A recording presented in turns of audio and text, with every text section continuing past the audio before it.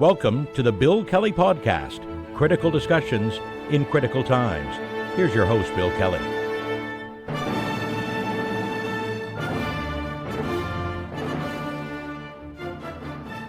Welcome to the Bill Kelly Podcast, critical discussions in these critical times. I'm your host, Bill Kelly. It's great to have you with us today.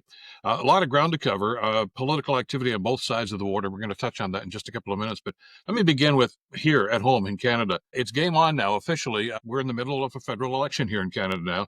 April 28th is voting day, and of course, the two-person race that we've talked about here, the two-party race really, is the federal Liberals and the federal Conservative Party, the NDP, the Greens, etc. They're running candidates, and the People's Party is in there too. But let's be practical about this. It's between the Conservatives and the Liberals right now. The Liberals, at the dissolution of Parliament, had power, of course, and Prime Minister Mark Carney is the one that actually went to the Governor General, dissolved the House, and we know the protocol and what goes on there. More importantly, though, we need to talk about some of the back and forth that's going on now, some of the accusations, some of the truisms, and some of the BS that's going on around there. And a lot of that, since Mark Carney became leader of the Federal Liberal Party, seems to circle around his finances, which I find rather interesting. Because this is a guy who's been in the private sector. I mean, he's been the governor of the Bank of Canada here, and of course, was also recruited to be the governor of the Bank of England sometime after that too. What he did in those positions seems to be public record. All of a sudden, though, since he has decided to throw his hat in the political ring, the naysayers have come out. Initially, Stephen Harper, the former prime minister, suggested that, well, maybe Carney's part in Canada's economic recovery after the recession in 2009 has been overplayed. Well, first of all, let's put this record straight. Stephen Harper hired him to be the governor of the Bank of Canada. He praised Mark Carney as they went through this, as did Harper's finance minister, Jim Flaherty, for the great work and the contributions that Carney made to Canada's economic recovery and more economic stability. So to backtrack on that right now is disingenuous, at least, if not simply politically motivated. So that's the record. Similarly, of course, when he was recruited sometime after that to head the Bank of England, there are people that have done a lot of digging trying to find out at least somebody who's going to go on record and say, yeah, Carney did a lousy job. And a few of my colleagues in the media here have come up with a former prime minister, Liz Truss, who said that she didn't think Carney did a great job at all, that lousy job, I think was the phrase, although there's maybe some more descriptive words on that, which I want you to put in context for a second. Liz Truss was the prime minister of the UK for about 16 minutes. I mean, this is just after Brexit and that stupid decision that the Brits had made to get out of Brexit. And as a result of that, David Cameron, the prime minister, resigned.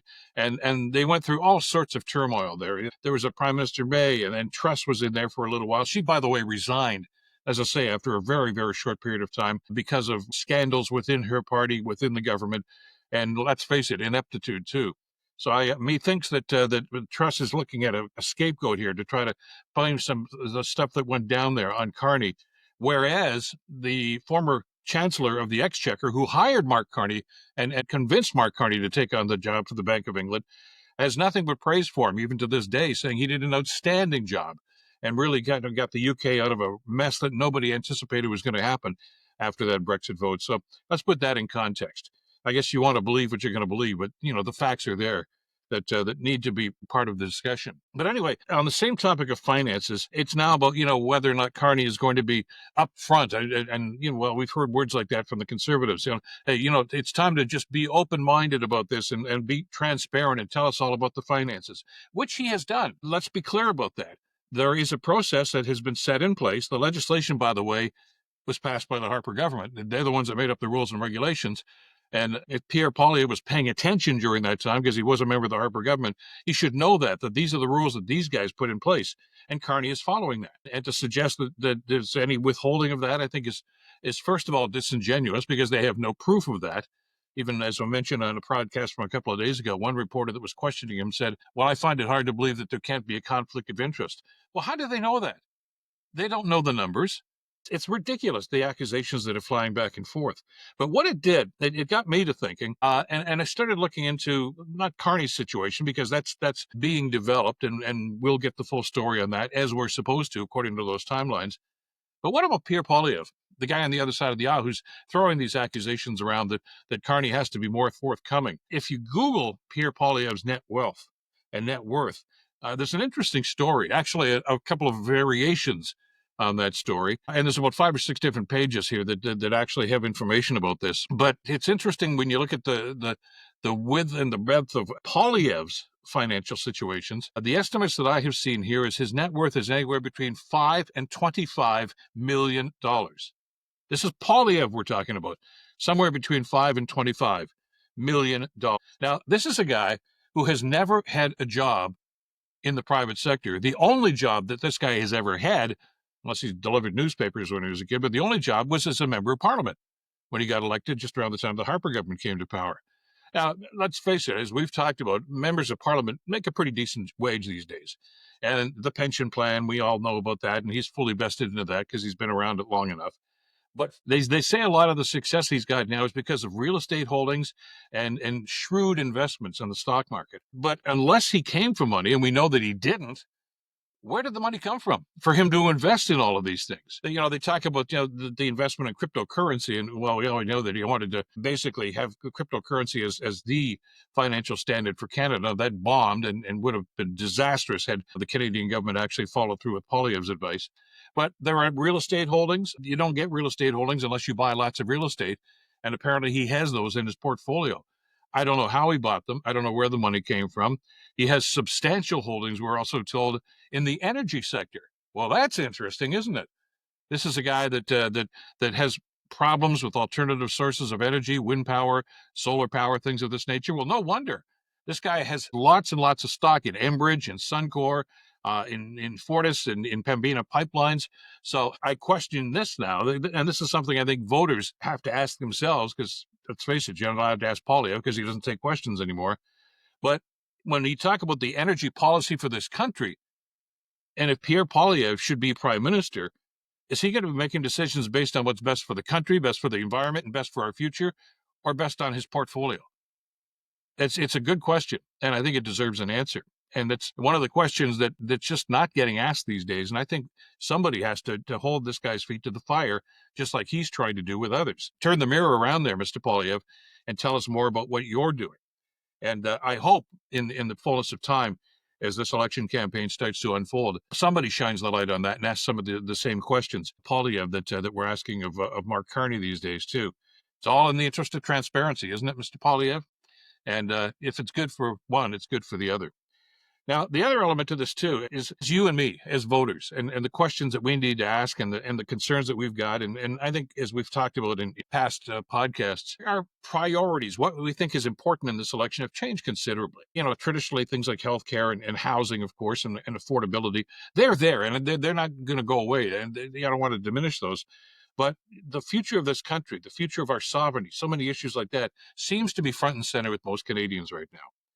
So it's so important for us to vote. And I want to talk about that for just a couple of minutes. And to give this some context, we need only look back to the last American election in November of last year to see what happened and the lead up to it, whether or not you were deeply involved in following that or just passively. We know the results, of course. Donald Trump is once again in the White House, notwithstanding the fact that just about every pollster said it was going to be very, very close. The swing states, the ones that they had characterized as the ones that are going to make the difference, Trump won all of them, which shocked the hell out of an awful lot of people because that's never happened before.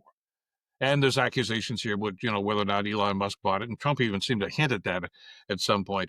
But the other element to this was people that were traditional Democratic voters. Now, I talked to you about this, I guess, a couple of months ago now in a previous podcast about the number of people that supported Joe Biden 4 years before that who just didn't show up on Election Day for a variety of reasons. Some said that, they didn't support the Biden administration, so by extension, they didn't support Kamala Harris because of the Biden administration's handling of the Gaza situation. Legitimate concerns, and I think that's a discussion that needs to be had about how the Biden administration was handling this and their attitudes towards Israel, and certainly about the devastation that was going on. Some would suggest the carnage that was going on in Gaza. And they said, well, we can't vote for Kamala Harris because she was part of that team, and we're not pleased with what they've done. Well, here's the upshot of that. So they stayed home. They didn't vote for Kamala Harris, and she ended up losing the election. So what have you got now? People that looked at Gaza as the issue that was going to be the determinant for your vote. You've got, first of all, the battle's still going on. The shelling and the Israeli incursions into Gaza is still going on. And then you've got Donald Trump, just after he took office, suggesting that he was going to try to solve this. And his solution to this is basically to expel the Palestinians rather, from Gaza. He says, get rid of them all and turn the whole area into a resort casino area. This is, Donald Trump, the real estate guy, and his sons and his son-in-law have been talking about doing something like this. And of course, they would run it, they would own it. How are you feeling about that now? People that were concerned about Palestinians and about Gaza. How do you feel about the fact that Trump basically wants to kick them all out of that area right now and try to make it a money-making operation for he and Trump corporations? You pleased with that? Maybe if you had a second thought about how you voted and who you voted for in that election, that might have been different. Now, they're not breaking ground on this, but that's where Trump's mindset is right now. The point here, and there's so many different examples of this that I think we have to learn from and go to school on this sort of thing. There was a group called Latinos for Trump. Remember, you heard of them. We talked about that. We're not at all pleased with the way Biden was handling the immigration issue. So they said, we're not going to support Biden. Well, Trump got in, and Trump rewarded many of those Latinos with mass deportations. That's still going on. People are being rounded up, tossed on airplanes, and being flown out to detention centers. That, it kind of reminds me of concentration camps, doesn't it? You had black voters for Trump that had some concerns about the Biden administration. Well, now you've got the Trump administration, which is basically eradicating black history from American history, deleting on web pages, deleting the accomplishments of many blacks in sports, in politics, and so many medicine, and so many other endeavors, simply wiping that stuff out. Is that what you want now as your leader? Maybe you want to think about that. Maybe, we should maybe have voted for the other candidate there. But here's the problem. You can't get a redo. You're stuck with it, and you're stuck with the results. And I don't want to see that happen here in Canada, since we've got a chance to elect a government here on April 28th. We can't afford to be frivolous about that and dismissive about this. We have to understand what the threats are, what the concerns are, and who is best suited to lead this. Now, under the guise of there is no such thing as a perfect candidate. There is no such thing, never has been, never will be. There's always going to be something that you disagree with, even that may be the candidate or the party that you're leaning towards right now. But would you rather have that individual that you've got a pretty good feeling about anyway, would you rather have them in power and be able to discuss and negotiate and maybe find some latitude and some middle ground in some of those contentious policies? Or do you simply throw the vote away, not vote at all, or end up with somebody who's the polar opposite of that? Because you can't say, wait a second, there's no redos here. You're stuck with what you've got. And I know there's some people that are concerned about Mark Carney. Some say, well, he was a banker, as if there's something wrong with that. He knows how to handle financial situations. He helped Canada through a recession. And he helped the UK through the Brexit fiasco that went on. He's got a track record, a successful track record. And that's the sort of thing I think that many Canadians are saying, well, that's what we need right now. You juxtapose that with Pierre Poilievre, that's well, first of all, never had to meet a payroll. I mean, he's been a backbencher. He's been living off Canadian taxpayers since the guy got elected. Has no international experience, no financial experience. And can you imagine this guy at a G7 meeting? Can you imagine this guy at a NATO meeting? Those are the decisions we have to make. And I know that the people that want to support the Conservatives are going to say, well, that's not fair. It's exactly fair. It's what we need to be talking about. And this is not simply, well, I've always voted for this party, so I'm going to vote for them again. This is a different scenario. And we in Canada right now are facing some concerns, some challenges. Some would suggest a crisis, and I think that's probably not an over-exaggeration, that we have never faced. And I'm going to pull out what some people say is a cliche, but we probably are facing one of the most, if not the most important election in our country's history. And we can't afford to mess this up. And we can think what we want about these people as individuals, but what you want right now is somebody who's got a track record and somebody who can get us through this. We've got our sovereignty at stake right now.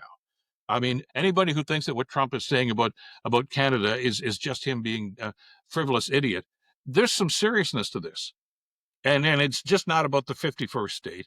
It's mineral rights, it's water rights. Let's face it, one of the stories we don't often talk about, but it's always there, that undercurrent is always there, is the Americans, whether the governments have been Democratic or Republican, in some way, shape, or form, have envied Canada and its natural resources.